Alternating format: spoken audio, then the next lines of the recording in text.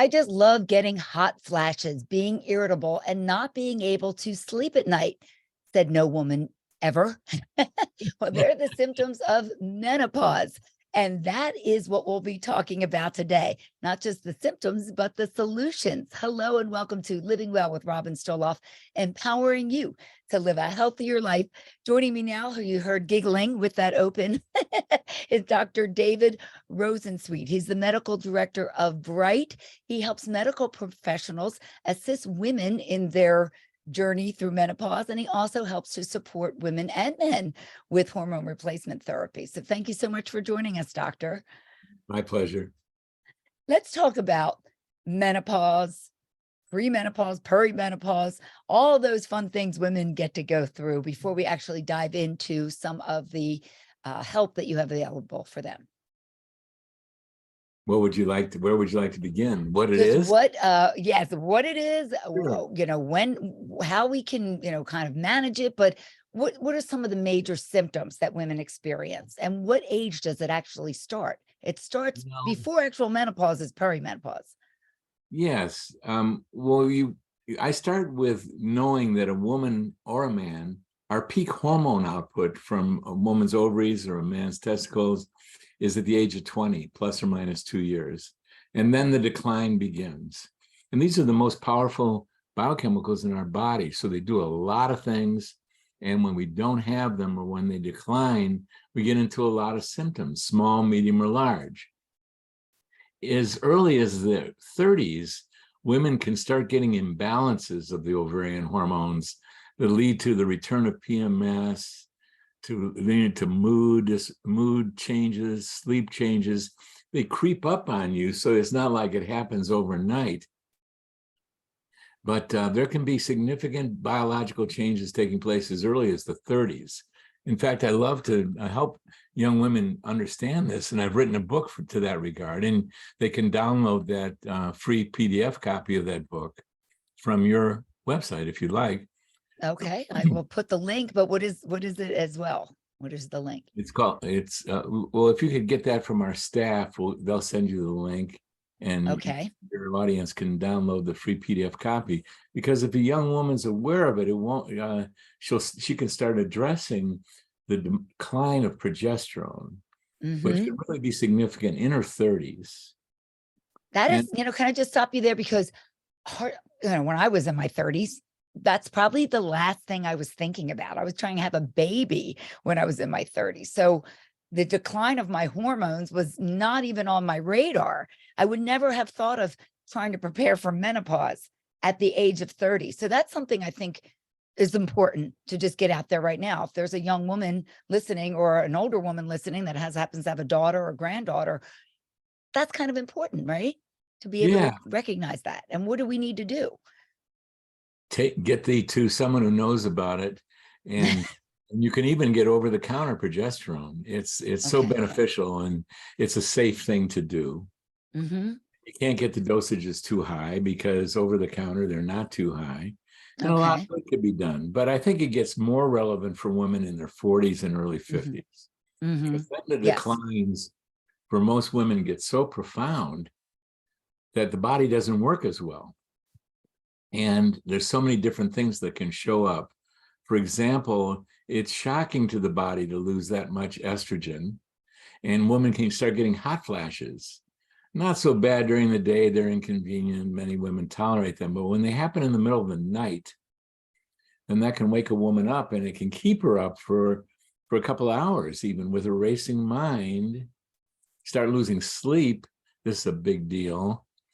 And there's other changes that can take place: brain fog, loss of libido, having to use lubrication on intercourse that you never had to use. These are some of the long lists of symptoms and signs that can take place as a woman is losing her hormones. Absolutely. So what is a woman to do about this? And is hormone replacement safe? Let me answer that first critical question first. Life on Earth has got many crazinesses that occur. And one of them was what happened to the whole field of replenishing hormones. False information was taken up by the press, blasted out to the world, and it scared women and healthcare providers all over the planet. Prior to 2002, there were 18 million women in menopause on hormones. That was 40% of all the American women in menopause. And then out comes this study in 2002 called the Women's Health Initiative that was falsely reported. It suggested there was increased risk. But when I read the actual report, I went, wait a minute, there's no increased risk here. For one thing, women on Premarin, horse urine-derived estrogen, they had less of a risk of breast cancer than women who were not treated at all. And women How was the report misconstrued? How did that happen? how does insanity happen? How are the rest of the insane things that are going on this planet actually happen? I can't, I know the details of how this evolved, but the bottom line is it exploded out into the world. Prem Pro had something called a statistically insignificant increased risk. That was Premarin combined with a progestin. But when a physician sees statistically insignificant, we know immediately that no conclusions can be drawn. Mm-hmm. So I read that original study and I saw that both of them, one of them had reduced risk and the other one had no significant, nothing we could conclude about it. However, it's terrified women in America and healthcare providers all over the world, really. And from 18 million, it probably dropped to 1 million or 2 million. And the consequences to those women are really dramatic. And that was the most awful thing, not to mention scaring women away from hormones. What's important to know is that original study committee published in the original journal in 2017 what was a retraction. They said, and I'm almost quoting this directly, that after 18 years of follow-up, there was no increased risk for breast cancer, heart attack, and stroke. That's the actual science. So where was that being reported? I mean, and once the horse is out of the barn, so to speak, it's really hard to put it back in. Once people hear that, it's very hard to retract it. So you're saying that information was published by the original committee in the original Journal of American Medical Association, but it didn't get anywhere near the distribution that the original study did. Now, that information is creeping into traditional medicine. It's creeping in there. But there are a certain number of gynecologists that they have been exposed to that retraction and they're aware of it and they're prescribing. And so are many different doctors. But, you know, for women if you really want to know, read chapter 3 of my book. Mm-hmm. I summarize it and I give references. And then there's a Bible out there written by an oncologist who specialized in treating women with breast cancer with hormones. And he has an ongoing study. Okay. And what is that? What is that called? Daved Blooming, and the book is called Estrogen Matters. Okay. And I quoted in my book, but the book is Estrogen Matters. If you're really scientifically oriented, and if you just want to know what the facts are, women, we're all at risk for thousands of diagnoses. Sure. Medical doctor, I tell you, there's a lot of things out there that we can get, and a lot of them are unfavorable. We're at risk for hundreds of cancers. As a male, I have increased relative risk for getting prostate cancer, and women have an increased relative risk of getting breast cancer relatively over other cancers. And there's definite reasons for this. This has not always been the case.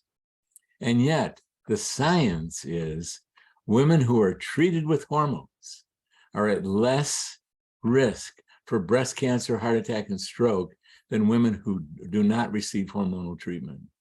And let me ask you this question. I'm going to play devil's advocate. So, and this is what I've heard, and it may or may not be true, but I have heard when you replace your hormones, then your body stops producing those particular hormones, and you will always need to be on this medication. Is that correct or not correct?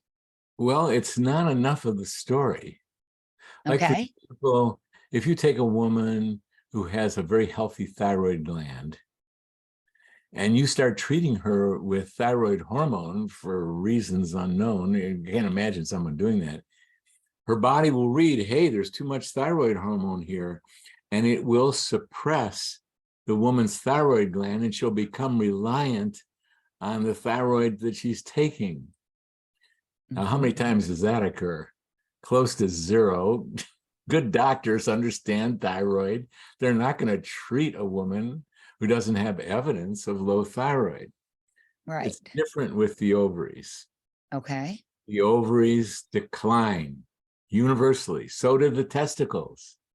Universally, everybody, that means.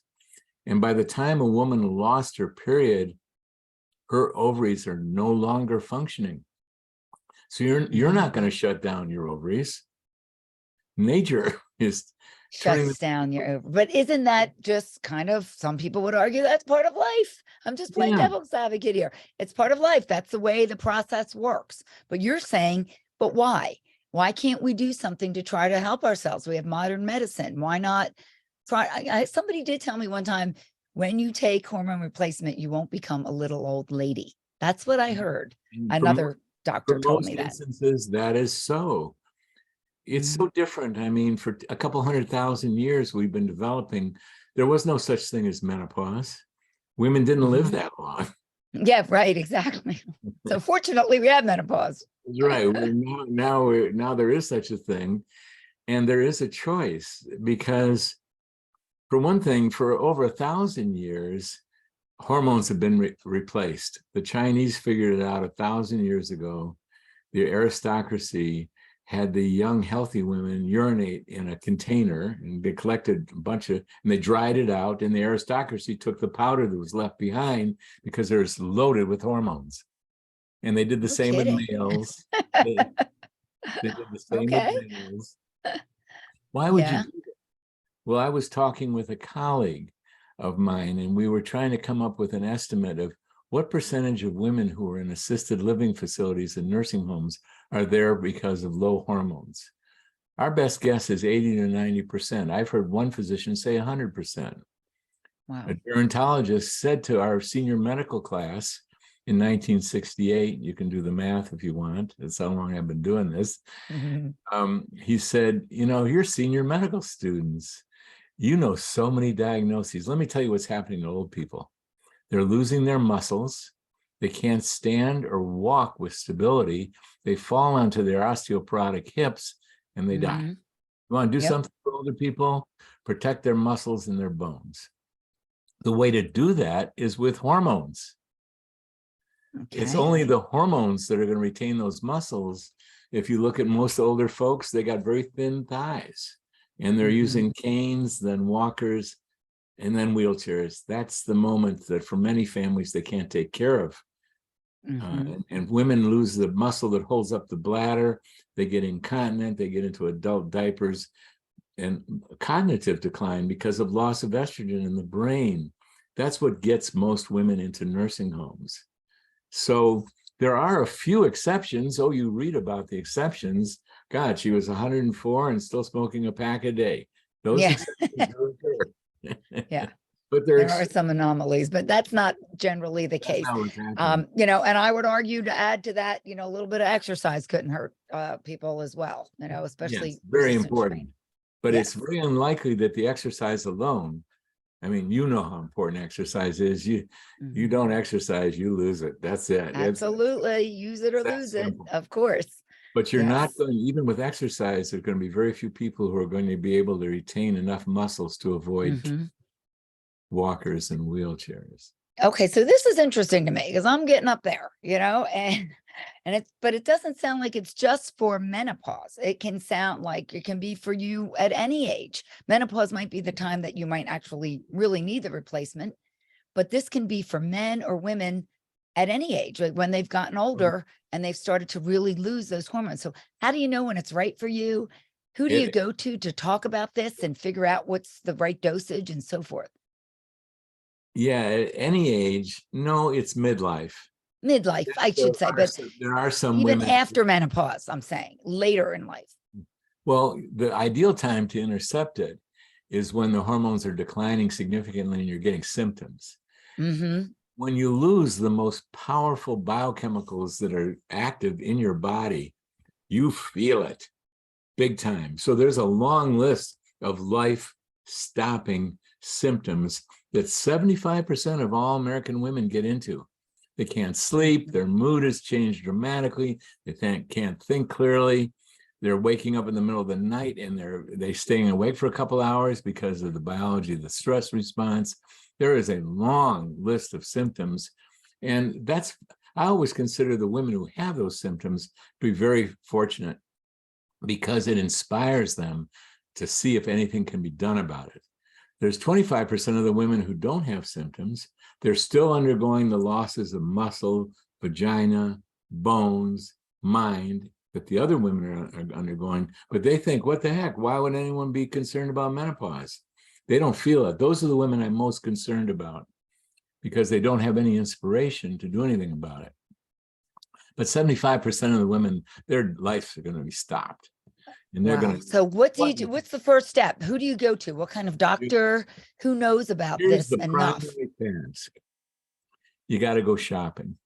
You've got to find a licensed healthcare provider, a physician, a nurse practitioner, a PA, or a advising compounding pharmacist who really knows this stuff. And if you wanted to go to a gynecologist or a neurologist or a urologist, there's 50 in your town that are really good. Their training is fabulous.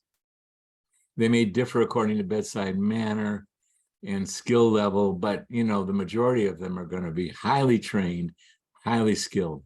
This is not true for hormones.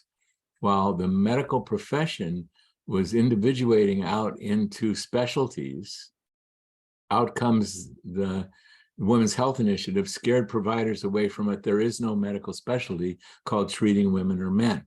And there's very few providers who have done the heavy lifting, but they're out there.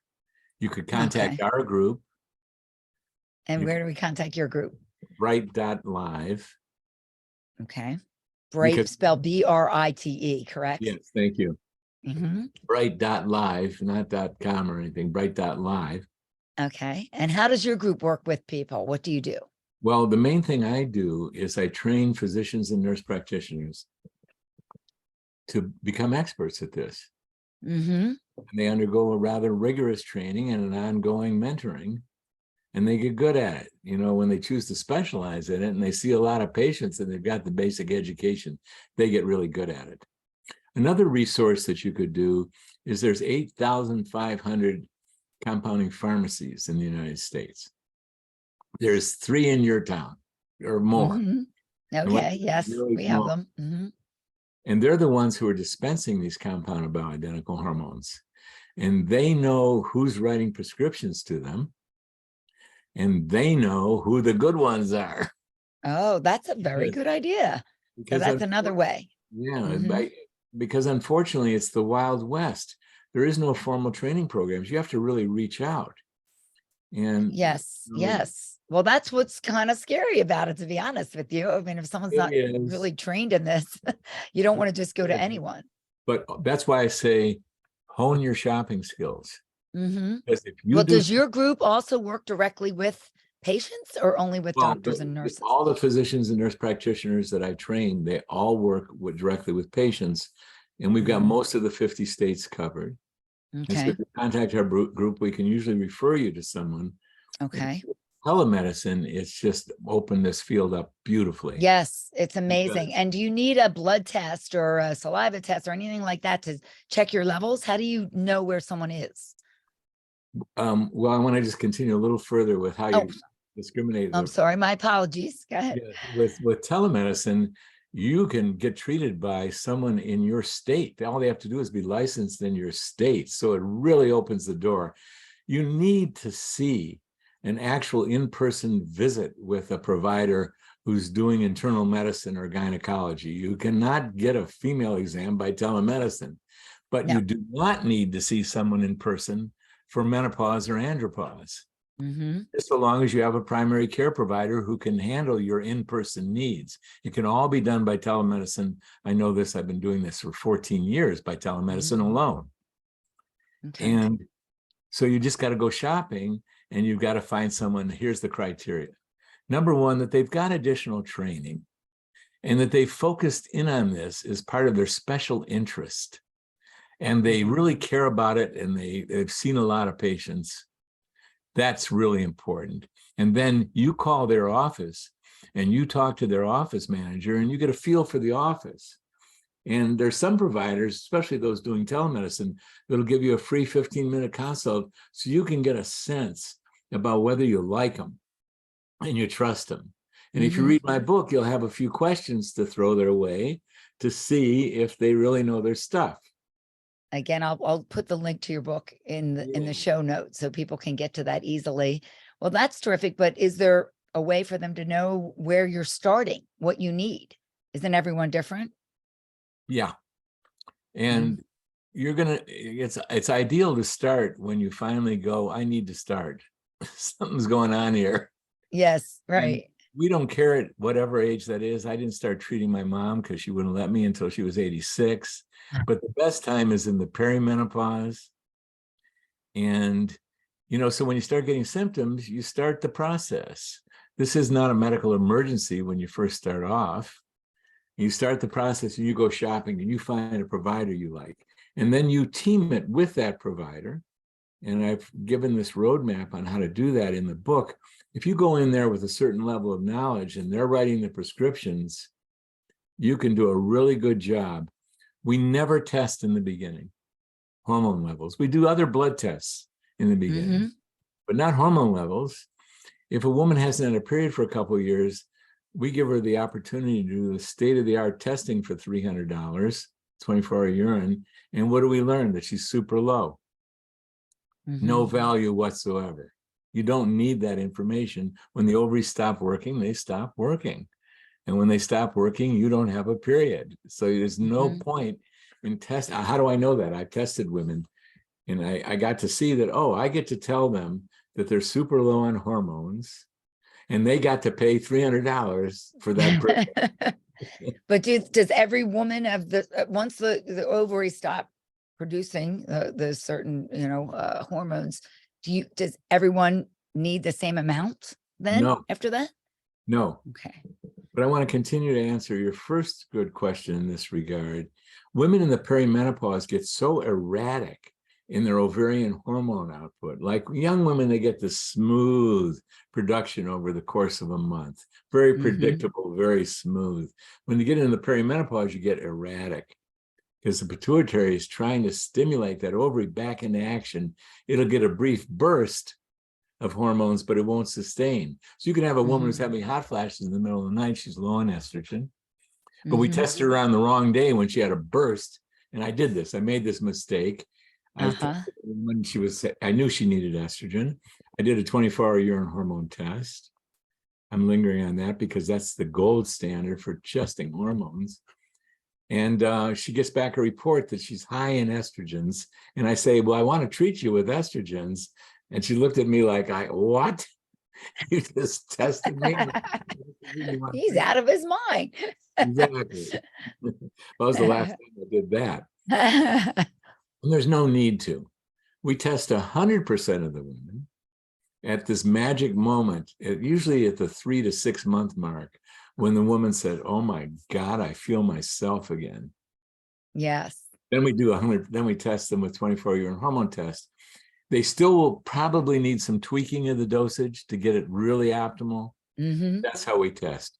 And if you want to know if someone is really good, if they're doing 24-hour urine hormone testing, it's a high likelihood that they've done some real extra heavy lifting to learn about this. It's one of the criteria you can use. It's not the only one you need to use.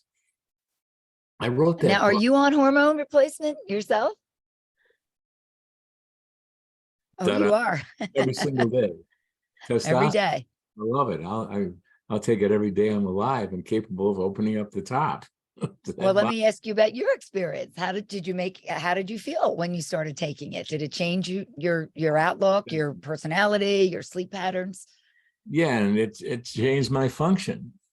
Mm-hmm. And it was, and I had learned about it from years and I had studied it. And then one day I say, I wonder if I'm getting low on testosterone. And boy, I started taking it, and the benefits are huge. That So is tremendous. And you now let's talk about the delivery method. You say transdermal is the best way to get hormones? yeah, I mean, there's hormones have been given a lot of different ways. Mm-hmm. Chinese Birth aristocrats, control is a hormone. that's Yeah. right. Yeah. But we've learned so much over the course of many, many years. Like we learned with oral estrogen given in the birth control pill, Mm-hmm. that a certain amount of women would get clots in their legs and even in their lungs. And we know why that occurs. And so the way to deliver estrogen most safely is to the skin. You apply an oils or a cream or a gel to the skin. And testosterone, you can't get an oral version of it. It's unsafe. It can really injure the liver. So estrogen and testosterone are imperative through the skin, from my perspective, because we're trying to do best medicine. We don't want to, I don't want to run into the 1 in 1,000 women who get a blood clot. I don't want to be part of that. So are you saying birth control pills should be delivered that way as well? Well, the studies haven't been done. So no, birth control Okay. pills are a whole other story. Birth control is a big subject. So I'd rather not drift into that because Okay. um, Well, you bring topics up and I'm going to ask the question because that's right. I'm curious by my nature. I And mean, that's why I do this. we can go down any path you want. I'm But happy. let's talk about your product. Great. I would like to learn Well, a one little of the bit more things that about that. happened about 18 years ago, I'd been treating women for 12 years. I'd never seen a hormone. And the hormones were prepared by compounding pharmacies and shipped to my patients directly. And I knew they came in creams and gels. And my pharmacist at the time misshipped one directly to my office rather than to my patient.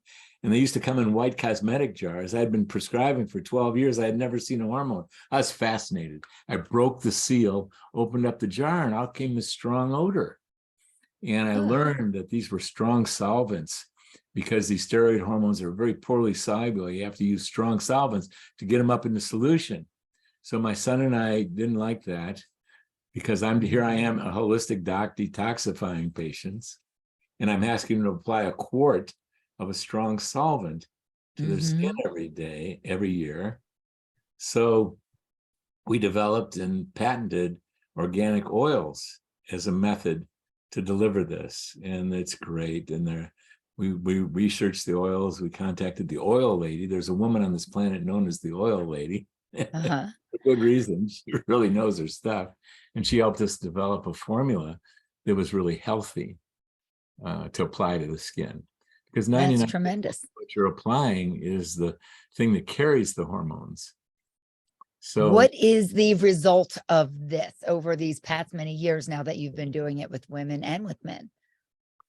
the result happens almost every day.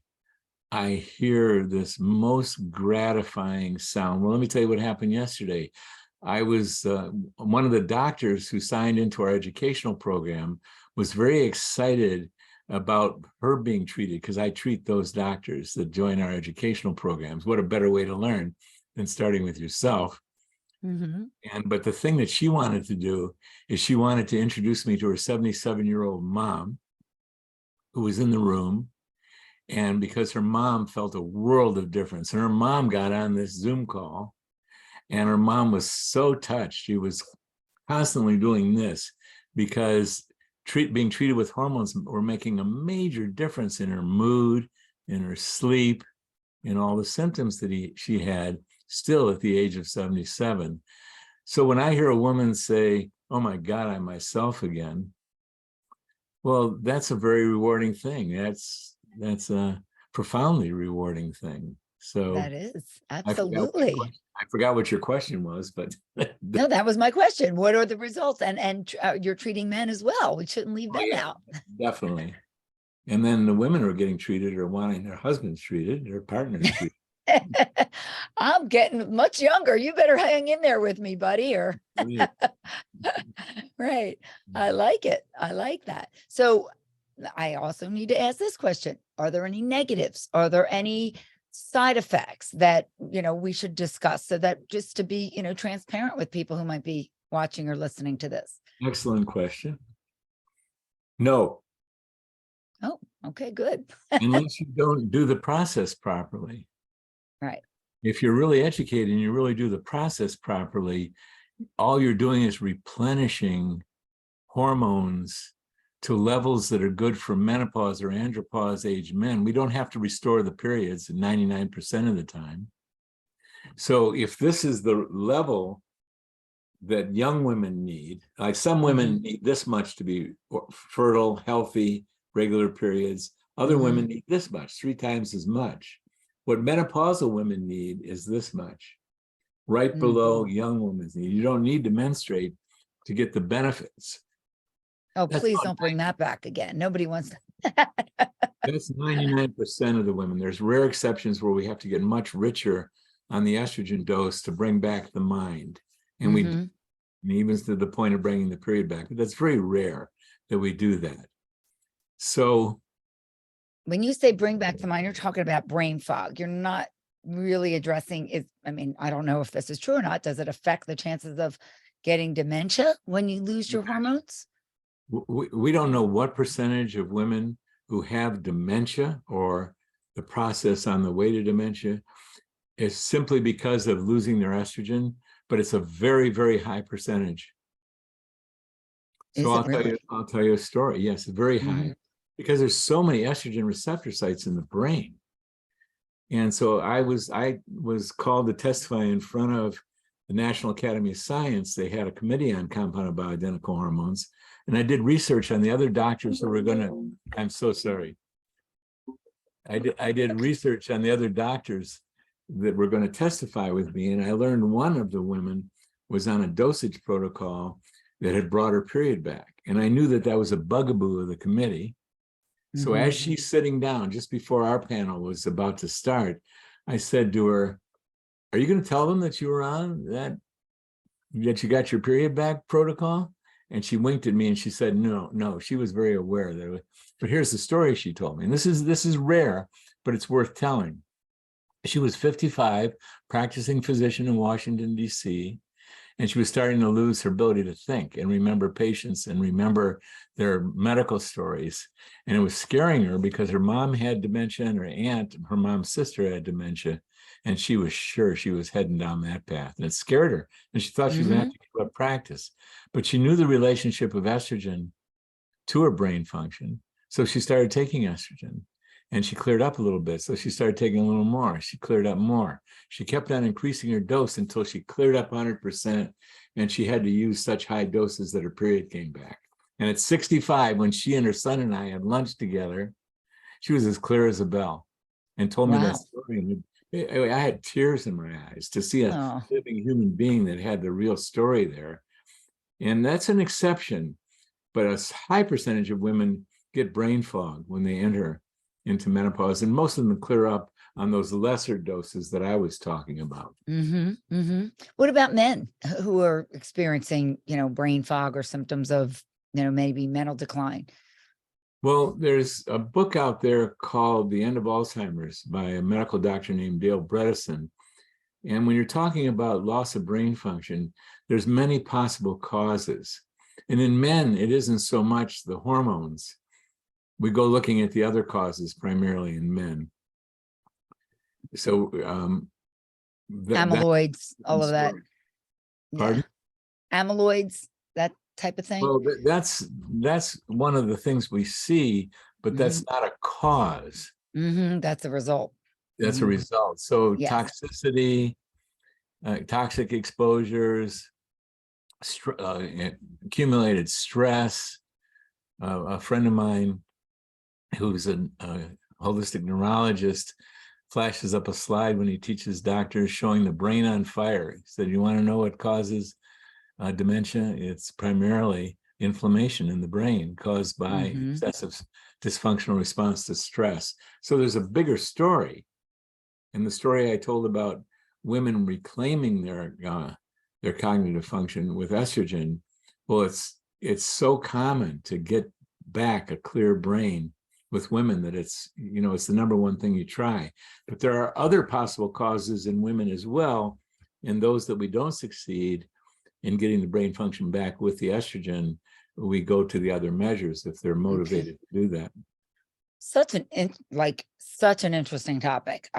There's so much more that I would love to know about this, but I'm sure you summarize much more of it in your book. So again, I will put the link to that free book in the show notes. But if someone wanted to reach you, do you have a website where they can go again? What is that again? Yeah, well, I would go to bright.live, or for medical professionals, IOBIM.org. Institute of Bioidentical Medicine, IOB.org.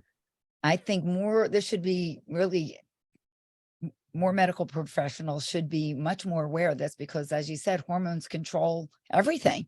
So it's important to know about them and about replacement. And it's unfortunate if one study was misreported, and it's almost like when somebody's name is printed in the newspaper, if they've been accused of a crime, and suppose they're found innocent, it doesn't really matter. Once their name has been printed, or once people hear about it, they assume they're guilty. And unfortunately, that's kind of the same thing with misinformation. Once it's out there, it's hard to retract. Yeah. Yeah, that's very unfortunate. But this is such an interesting topic, and I just really appreciate your time, doctor, because I think so many people need to know about this and need this type of therapy, especially when they're experiencing so many of these symptoms. And it's not just menopause, but it's all of the symptoms even that follow that. It's, aging pretty much is where we are. So thank you again for joining us. My pleasure. Dr. Daved Rosensweet, Medical Director of Bright. And thank you for being with me today for Living Well with Robin Stoloff, empowering you to live a healthier life. Hope to see you again next time. Don't forget to like and follow, so I'll keep you updated on my most recent episode. Till I see you again, keep living well.